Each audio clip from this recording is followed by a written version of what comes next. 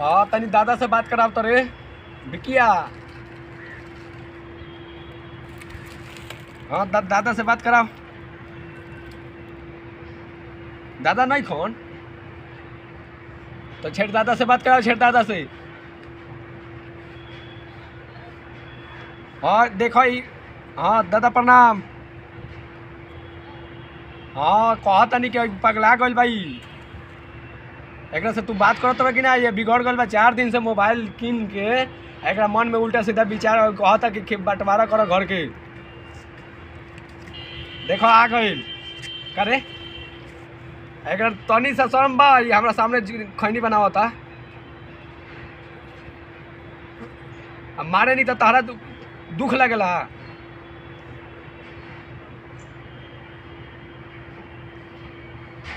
ला बात कर लो।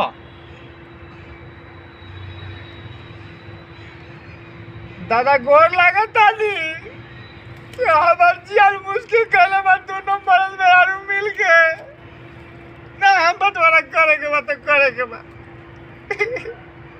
दादा ठीक प्रणाम। उनकरा के देख के बगल ले रोत है। परिवार में तो निके नाम इज्जत ना हंसवा दे तो याद रखे ले मोबाइल पर दिमाग खराब काट दे रे। हां सुना हमारा बात सुना पहले। देखो जब बंटवारा करे के बता आराम से कर लो। ये पूरा सब कोई के का बताओ तारा हमार गलती हो तार गलती। तार तो शादी ब्याह हो हम तो अभी ररुआ बैठल बानी। थोड़ा ये समझ में आवता कि आज तक छेड़दादा तक ले पूछ हमने के 2-3 पूछ से साला खा एक में रहनी साथे आते आते तो कौन ड्रामा कर ले 2020 है 21 आते आते। देखो सीधा तोर 20 से दिमाग खराब भइल बा। 21 आवता में ते 9 छो पूरा करत रहे डायरेक्ट काहे ऐसे करत रहे। तार परिवार बाटे ता हमार गर्लफ्रेंड ना बाटे हमरा ओकरा जोरे परिवार बना के अपन जिंदगी ना बसावे के बाटे। तारा चक्कर में बैठल रही यहां हैं। अच्छा ई बताओ कि छेड़दादा ना रहतन तो परदादा ना आइतन, परदादा ना आइतन तो अपन दादा ना आइतन। तो परदादा छेड़दादा रहतन कि ना रहतन ओसे हम इतना टेंशन काहे ले बाटे। हमरा तारा जोरे बंटवारा करे के बा छेड़दादा जोरे ना करे के बाटे। तो उन लोग के ना कटवाइबे का ना हमके को ना कटवाई हम पर अपना हमरा हक चाहिए बस। तू जा ऊपर जा हम नीचे रहब। ये भगवान ऊपर वाला पे तू रह। 4 गो जौन है रूम बनल बा। हां ते का तोरा का कहे के चाहत रहे। ऊपर 4 गो बनल बा नीचे तो 2 गो बा। तो कोई बात ना बाटे हम नीचे ही रहब। हमार 2 गो हॉल बाटे नु हॉल तो 2 गो रूम के बराबर बाटे। हम बीच में दीवार घेरवा दे फिर 2 गो रूम 4 गो नीचे हो जाए। तू लोग इन ऊपर रह हम नीचे रहतन। ते नीचे रहे के राज के मतलब तोरा मन में का बा नीचे का सोचत रहे थे। ते इतना दिन से किराया लेते रहे तो मन ना भरत। किराया ले हम ना किराया ना ले हर परिवार खाता ना ते खाता रह। हम तो अभी रणुआ बानी कई बार कह दानी रणुआ बानी हमरा बियाह करे के बाटे। हमरा बंटवारा चाहिए।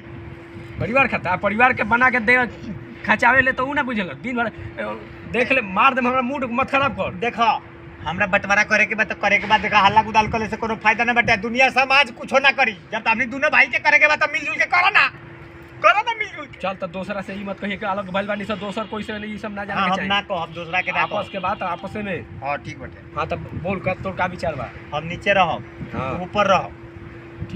ठीक बाटे ठीक। और काले हम ले आल रही 1 किलो चमनप्राश। हाँ 3 किलो नीमक लेके आल रहे हैं। नीमक कहता नहीं चीनिया मोटका दाना वाला 3 किलो चीनी। हां तो 5 किलो आलू लेके आल रही। चीनी लेके आ रहता चाय नहीं के बनत। अरे तो ओमे से आधा दे दो बंटवारा होता कि ना। ओमे से आधा दे दो यहू सब में बंटवारा करबे तो करब ना। जब बंटवारा होते यही से कहले बेईमानी मत कर हमरा जोरे। तो हमरो मौगी तो फेयर लवली लिया रहे, पाउडर लिया रहे, पॉन्स पाउडर लिया रहे, ये सब वो का लेवे ले खैनी देते रहे। साफ संस्कार भूल गए बारे थे। अरे आजकल फैशन के जमाना बाटे। हम बेटा बाप जोरे बैठ के दारू पिया था तारा खैनी खिया दे यही चलते तारा ना रह जाता नहीं। हमरा का बुझाई चल हम हां का बुझाई कौन तनी जमाना आगे बढ़ता ओकरा जोरे आगे बढ़ो। हां चल बता जमाना के जोरे आगे बढ़ो। पगला है बूढ़ा आदमी हो गए तू।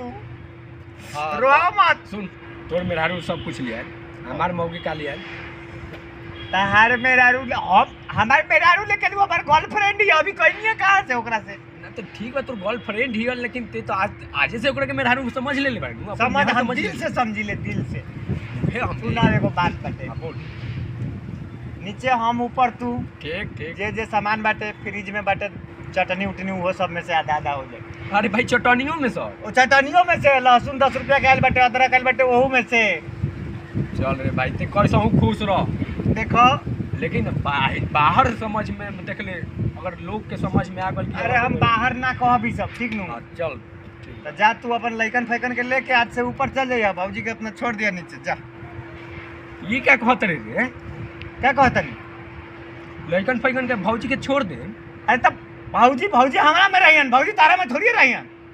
भौजी के रख दे। अरे तो भौजी हमरा में नहीं, केकरा में रहियन? भौजी हमरा में रहिनु, हमरा से ज्यादा लगाव बाटे उनका। ओकरा के सिंदूर भर के हम लियल बानी आ सब कुछ हमारे नाम से बा, हम ओकरा के सब कुछ करेले। ते तोर देख, अरे तो लइकन फैकन तारा देनी नु, ओकरा भतीजा नजर में, भतीजी हमरा देनी नजर ना। में ते भाई हस लेकिन पटीदार हो गइले। आ भौजी के ते कैसे ले लेबे? अरे तो मार हम ताबर मुआज। अरे तो भतीजा भतीजी देनी नु, तो भौजी चाहिए नु हमरा।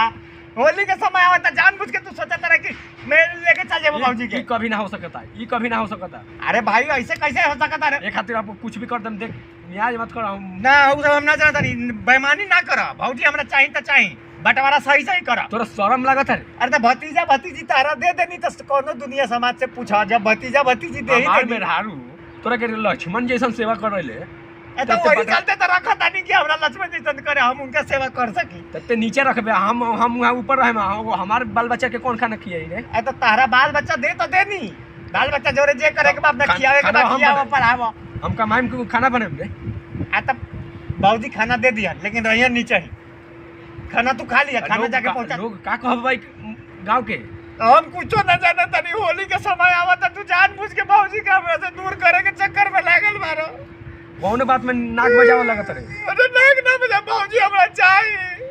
कौनो बात में देख, कौनो बात में तू तो नाक बजावे लगत रे बाजो भैया के मेरे हारू लेखा। अरे भौजी हमरा चाहिए, तू भौजी के अपना में काहे रखो तारा? पैसे बंटवारा होकेला। ते बार बार ओकरा लगे जात रहे का रे?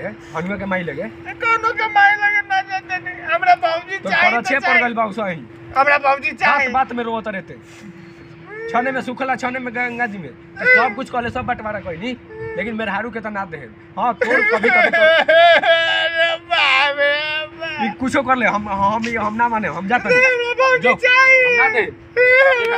नमस्कार दोस्तों, मैं आपका दोस्त मनोरंजन शर्मा और आप देख रहे हैं अपना ही चैनल बॉबी मनोरंजन शर्मा।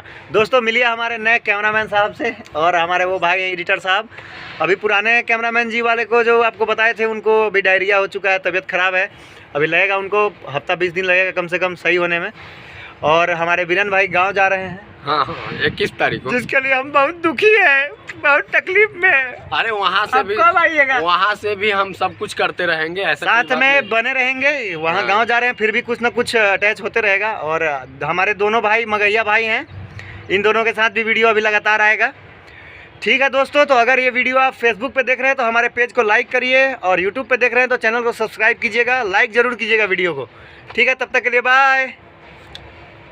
जय हिंद, जय भारत, जय बिहार, जय भोजपुरी समाज। क्या बात।